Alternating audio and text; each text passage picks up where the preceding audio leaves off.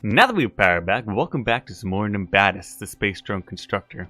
I'm StormRunner Gaming, and today I will be your spaceship captain through the crazy world of Nimbatus. And a year and a half after its early access launch back in the beginning of October 2018, we have the full launch of the game today, which I'm super hyped for. And if you guys don't already own the game, it is currently 25% off in the Steam store if you do want to go pick it up. Of course, you guys can stick around for a little bit to see what the game is all about. And if you don't know exactly what you're looking at just yet, this is a really cool sandbox indie crafting game where you can build your own drone out of hundreds of different parts. As well, you can survive unknown threats in a fully destructible procedural universe. Or, if you want to, they also have their multiplayer mode where you can compete against other players in different arenas, like racing or sumo battles or programming challenges are there. Or, of course, you can also enjoy the campaign mode where you search through different worlds, fighting enemies, and completing tons of new and different missions. Alright, so it's been a little bit since I've actually been into the game. But I know, at least in some of the multiplayer things here, one of the things I loved to do was that sumo battle, where the main thing in here was you would program your own robot to push the other enemy out of the circle. And it would probably take a little while for me to actually build a robot, and since I did have to re-download the game, I'm going to do a little bit of this speed racing here, because I loved these races when I did them previously, so might as well do a race or two here. And of course it does have a worldwide leaderboard for what's going on here. And although I did lose the saved games I had for my campaigns when I needed to re-download the game, I did keep a lot of the drones, which was a cool aspect to it. Especially the ones I did download off the workshop, but I believe I have at least one or two of the drones that I created myself saved around my computer here, which is pretty nice. So we're getting to the final stretch. We might actually have a pretty decent time here. Getting around 30 seconds for a full lap here. And there's the finish. So we got 31.9, which lands us within the top 100 in the world. Wow. Within that one race. Actually, I remember at one time I was within the top. Actually, might have been first in one of these races previously. Alright, while we're on the competitive multiplayer here, I do want to go through the two new modes in the game, the Brawl and the Catch. And I'm going to go with the Brawl first. I don't exactly know what's happening here, but I guess it'll be a learning experience for both of us. I think the robots are meant to be autonomous, which is where I'm having a little bit of trouble here. And his saws are attacking me pretty well. I think he's got this one pretty much in the bag, considering I have no attack ability right now. Which is my bad, I didn't realize what I was getting myself into yet. So this mode seems to be more of a BattleBots themed thing, where you take your weaponry and you want to destroy the other person's core with that health bar on the top. It's kind of like the fighting games. You have the health bar and you need to knock it down to the end to win the round. But it seems to be completely autonomous from here. So it looks like we didn't get anything there. Alright, let's continue. Let's see if I do have any of my autonomous drones around. I remember for a bunch of the sumo rounds, actually instead of explaining it, I'll just show you guys kind of what the sumo is all about here. Because this is another thing I'd love to do. Let's see. Sumo clamp. So this is a completely autonomous robot I built with just, or excuse me, not a robot, a drone I built forever ago with just a ton of thrusters. And its big objective is to kind of keep itself in the middle here. As you can see, those lasers on all four sides are going to detect the edge of the ring coming in here, kind of like a battle royale. And it's going to keep me in the middle of the circle, basically butting out everyone else in the robots. And I haven't played in a little while, but I think hopefully I've got this in the bag. He doesn't seem like very strong competition over there spinning in circles. Although I may need a doggy bag soon if he keeps spinning with my camera going in and out. Alright, come on, we've got this. We just have to wait for that circle to shrink in a little bit more, because it doesn't seem like he's got any programming on him. Yep, no programming at all to keep him in there. And now we've got a little bit of a streak going for the tournament here. So it's going to procedurally put us against higher level targets as well. So as you can see now, the robot's gotten a little bit more difficult. And I don't know, oh, we're pushing back. We've got some strength against this guy at least. At the end of the day, it's probably going to come who has stronger, it's going to come down to who has stronger thrusters to keep themselves in the middle here, which we seem to be almost evenly matched. So I don't know, when the circle does crush in a little bit more, I think if I get two sides on the circle here, I might be able to outpower him, because mine's just a powerhouse of cells. Although you can see the little thin green lines in mine, I'm running out of fuel quickly. Although I am regenerating it pretty quick as well. It looks like his large tanks don't regenerate as quickly, so he might run out of fuel a little bit faster than me. I feel like a newscaster or something here. Alright, come on. Come on. Oh, I'm pushing him out. Perfect. Alright, that's 2 for 2. I told myself I wouldn't get into the sumo because I'm so competitive with this mode. I don't think I've ever made it. I came really close one time previously to making it to the end of the actual string there, the string of wins. Wow. Here I am blabbing my mouth off, and somebody with a much higher level bot, well, a much more thought out bot, destroyed mine. So we got a little bit of stats here. This is new as well. I've never seen this. So it gives you a couple different things. Oh, and you can set yours as an opponent. That's a really cool thing. I didn't know if other player-created bots were enemies in previous games, but now you know. If you do click that bot, not click the bot, if you click the little box down there, your bot will be put into the other sumo battles. So I'm not probably gonna have much time to build a brawl robot, but let's real quickly see what catches. So we want to catch the target before your opponent does. First to reach 5 points wins. So is this some sort of like Rocket League type of thing? We want to score the point somewhere? I'm hoping it's manual, but it doesn't look like it's manual considering he has a lot of programming.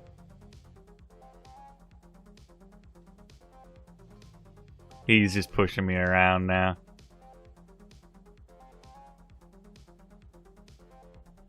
Ah, oh well.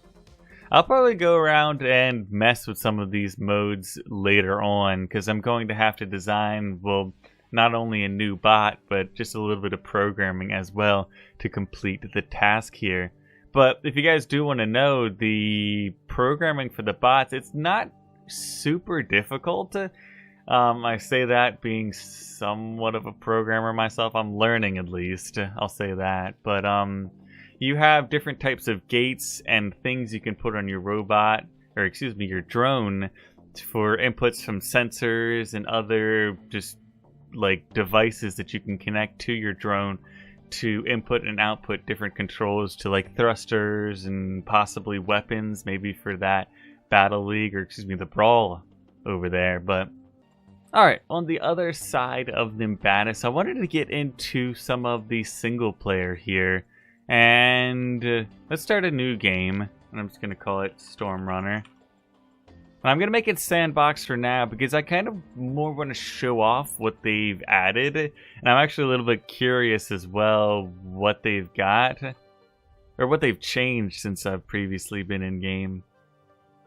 So let's see, I have a brand new drone. I can also show off a lot of the drone building here. So let's go into our drone editor. And one of the first things you usually want to do, you want to make sure you have some power in the form of these solar panels on your robot. I keep calling it a robot, and I apologize, but I'm so used to calling it a robot from other games. And we also want to have some fuel on here. But you also, when you're building a robot, you want to look at that refill rate. So this guy has a 0 refill rate, but he's got a ton of fuel. So he's got 2,000, but he doesn't refill anything. These refill 16 and 32 respectively. So I'm going to go with some 32s here. I'm going to do just 3 tanks for now, so we can build on that. Why not do a shield or 2 on the front end? I think I'm going to put one on the back end, like a little tail as well. And one of the cool building aspects, you can kind of snake chain everything around a piece that is connected to your main drone core there. So if I do want to put some blocks out here where it's not able to be connected because it's too far away, we can connect it up to that solar panel and bring it to the back of the ship. I'm going to do the same thing for the other side here as well. I'm going to do a little bit of curved shielding on this guy, or at least my 2 shields on the front end. It looks like it's got 2 eyes and a like eyebrows on it now. I just need like a mouth down here. Here, I'll flip it 90 degrees and you'll see what I'm saying, kind of. It looks pretty funny. Or the entire drone core is like a huge mouth open. Oh, that's pretty funny. Alright, of course for your drone you're also going to need some sort of propulsion in the form of thrusters to get around. And this is where some pretty basic programming or just control mapping goes on here. So whatever you want it to go forward with, you can put here. So you see I got W on that. Then I'm also going to be adding in some turning thrusters on either side to get it going here. So we want that on A and D, so we have those, not tank controls, but just generic driving controls. So now as you can see, we've got left and right turning as well as forward. And I need to go back because I did forget to put on some reverse here. Let's flip that guy around. I'm just going to put 2 on here. What is this? That's actually really cool. So they're autonomously rotating. Weird. So it's got a little bit more programming depth to it.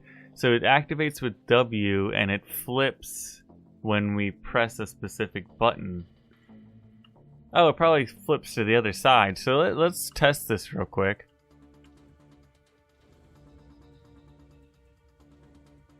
Oh, interesting. So as you can see, if I press A and D, those 2 thrusters are flipping sides there.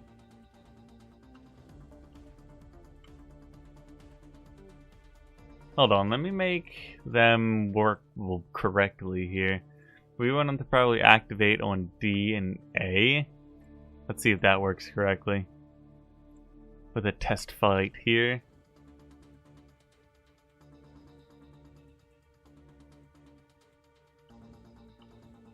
Yeah, you can kind of tell I don't know what I'm doing with these just yet. They're interesting parts though. I've never really messed around with them.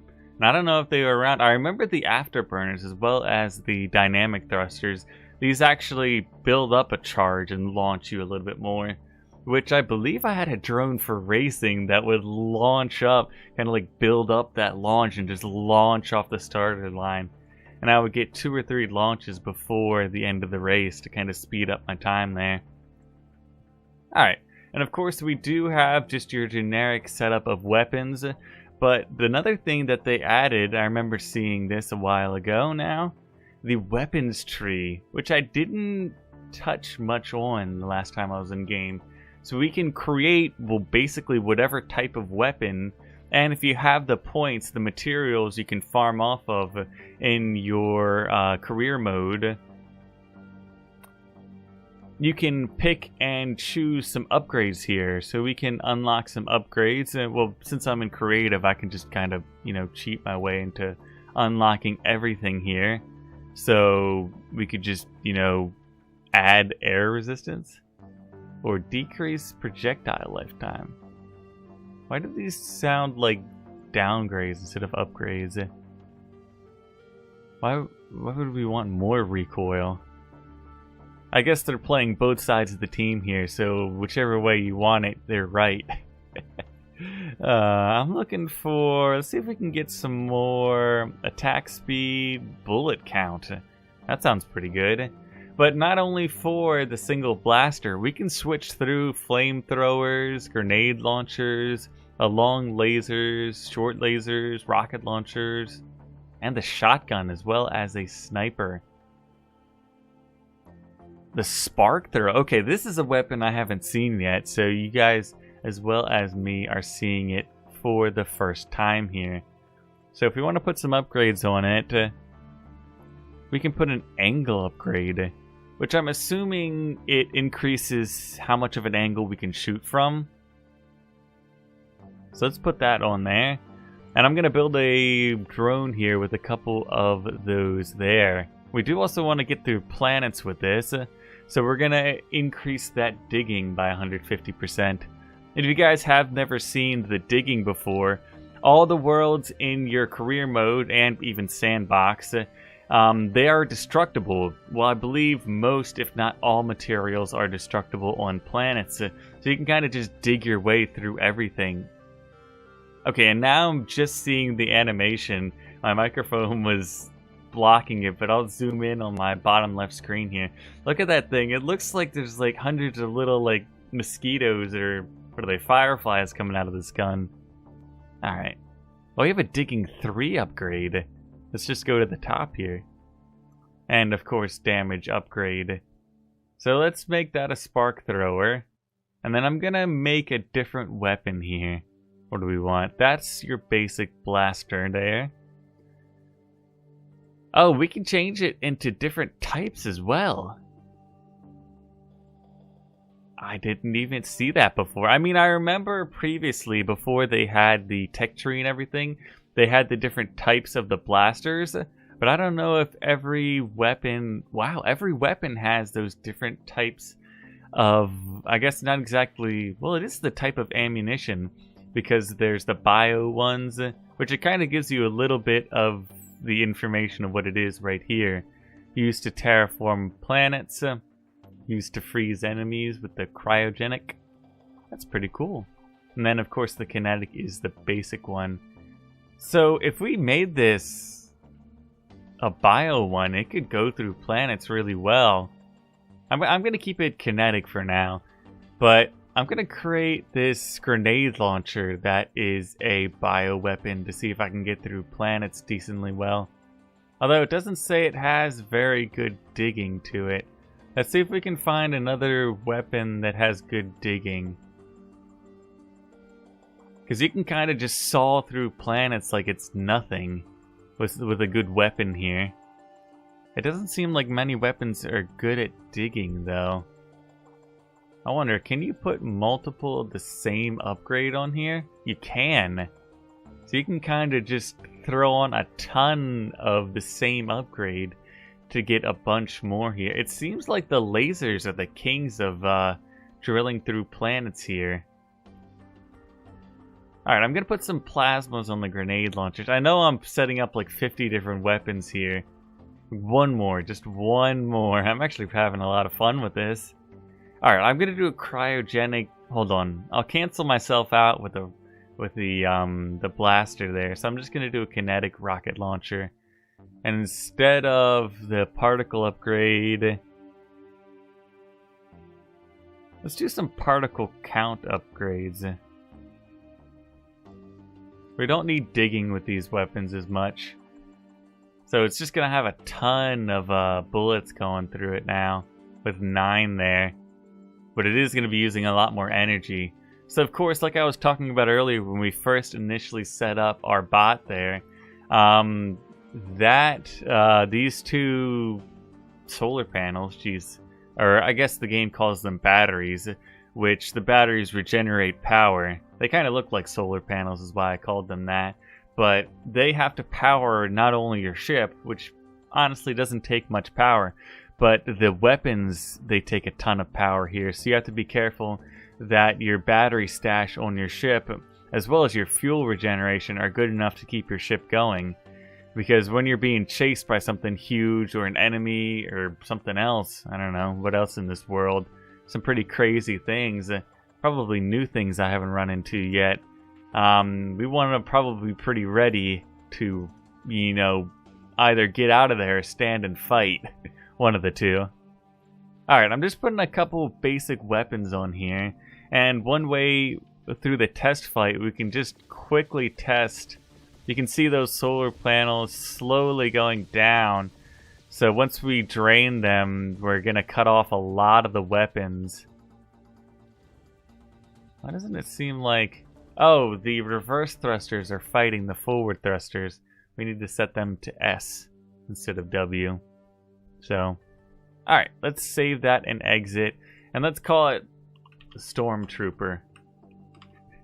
If I would have made it all those electric bolts and an enemy came by and none of them hit it, that would be pretty funny. Alright, and we have our main Nimbatus ship dropping us off here at the planet. And we'll be launching the drone shortly. Destroy pirate miners. And if you do need to pick up anything in the world, we have this little crate. But enough of explaining things. I've never seen this before. First off, we have a little bit more gravity than I'm used to, so we're having to fight that atmospheric pull, but we're also having the wind pushing us back. That's pretty cool. That and another new thing in the game, as I'm getting attacked here, another new thing in the game, we have a mini-map that we have to figure out ourselves. Ooh, and we're getting a little bit warm. It's probably because of the projectile from the enemy there. Hold on. Let's take it back to the hangar because I forgot to do something. And you guys might be screaming at me.